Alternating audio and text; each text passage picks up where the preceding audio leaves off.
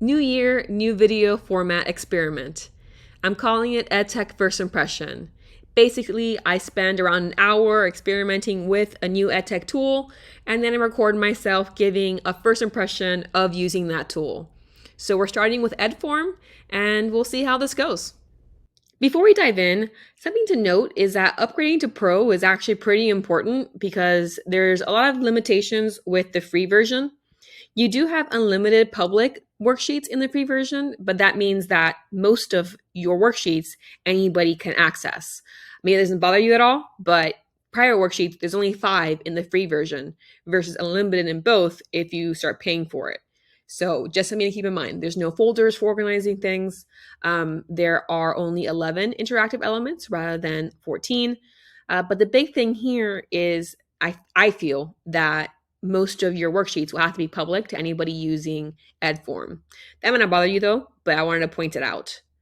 So I've been doing some experimentation with this tool, and I do like that it allows you to create like different types of interactions in one worksheet. But I do have some issues with it as well. One thing that's strange to me is that when you create a worksheet, you have to drop something. You have to have a file to start with rather than starting from scratch.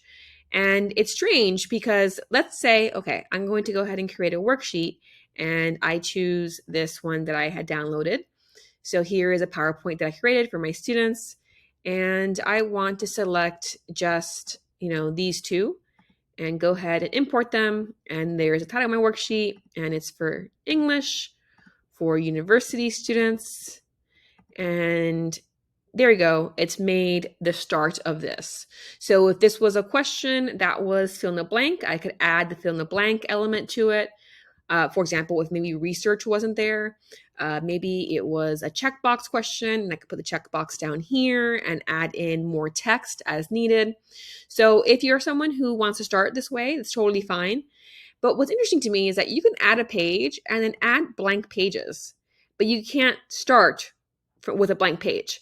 So one workaround for this that I've found is literally creating a worksheet and just having a blank document. This is literally a 1-page PDF with nothing on it, and opening that instead. And so I'm importing that, and I could title it whatever I'd like. And again, the subject areas. And now I start with a blank page, and I could add more blank pages as needed. So that's a workaround, but it's strange to me that it's not possible to do just like automatically. Maybe there is a way and I just can't see it. But just in case, this is a way of just doing it, starting from scratch. Another thing that I want to point out before I show you a worksheet is that you can click find a worksheet here and there are templates. So maybe you teach English for, go back here, for university students. And you scroll through and you say, okay, this one looks interesting. And then you look through it and you say, okay, there's a lot of filling in the blank here. Show the answers. Yes, the answers are in here and they're correct if you, go through it. You can preview it as a student, what it will look like to them. Okay. And then you just type in here. That's great. Go on back and you can assign it. So from what I gather from the free version, you can set the deadline, do all this stuff, and click assign. So that's great. But you can't actually copy it. You have to upgrade to Pro to be able to do that. So I think you can't edit it yourself, make changes, unless you go Pro. And you can't save it to a folder because you can't create folders either. So just something to keep in mind. There is that limitation on the free version as well. But if you just want to assign a whole template that you find, you can do so using the free version. So now going back, I already have here some, experimentation that I've been doing. And what's interesting here is I've created this one from scratch using Edform itself. So blank page here, as you can see. And so on the right here, it shows you what your options are. So this is the free version. So one big limitation is images can't be added. And I think that's a really big downside of the free version because some of these questions would really benefit from being able to add images. But weirdly enough, you can add a YouTube video, but just not an image. So what I did here is added a lot of text. So if you go here, I don't want to add that. So let's say, okay, here are some text, and now I want to add more text here.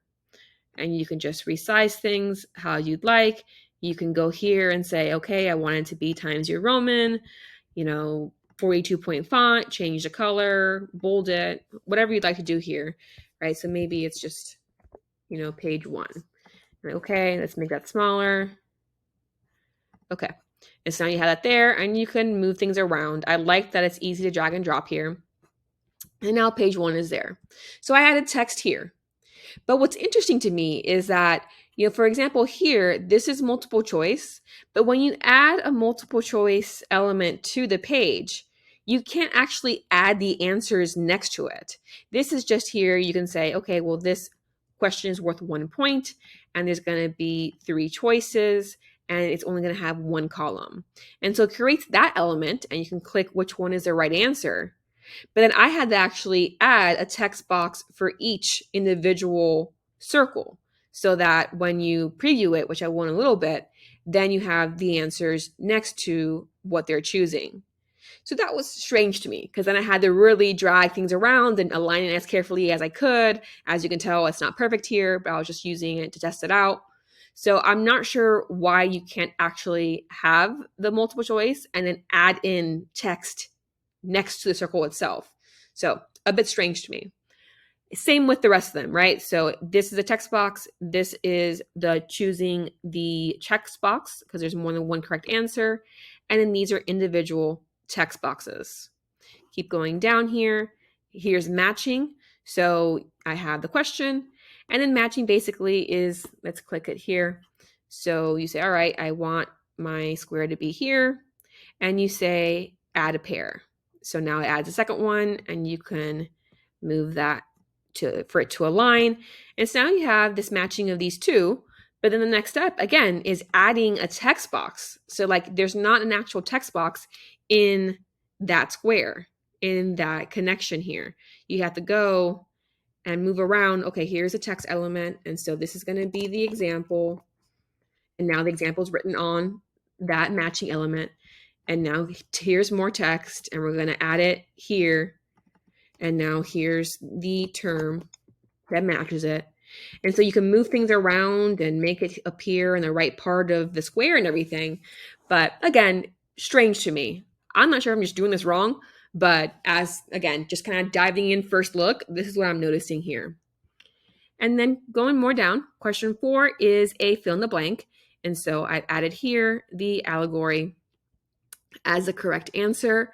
I would think it'd be harder to do when you have to have text here and then add, if allegory was a third word or something, it'd kind of be hard to do that because then you have to have blanks in your text and then you have to add the answer on top of it, and a lot of moving parts for this particular one. But in this case, when it's at the end, it's obviously easy to do because it's just text and then it's that box for the fill in the blank. And then the drop box is the one that, the drop down one is the easiest one because it actually has adding and answer options. So I'm just not sure why everything else doesn't have that option, but this one does. And so it's easy to choose which one is the right answer. And you can go on and so forth as you need to. So fill in the blank we've done, check box we've done, multiple choice the same, the drop down one, and the matching. So the drag and drop seems to be very similar to matching, but to me, drag and drop again would benefit from having images, as would the hotspot, because in that case you can have, here's an image or click the part of the image that connects to this literary term. And then the hotspot will be on top of that part of the image. Using it with just text, I might as well just use the matching in that case, right? So these two I don't have here, the drag and drop and the hotspot, because to me, it'd benefit more from having some actual images. And again, images requires the pro account. So this is how it looks here. And then you can go ahead and preview it to see what your students will see. And so we have here, which of the following is an example of a simile, and then agile as an ox. And then which of these are types of figures of speech, a metaphor and a simile. And down here, match the following examples to their terms.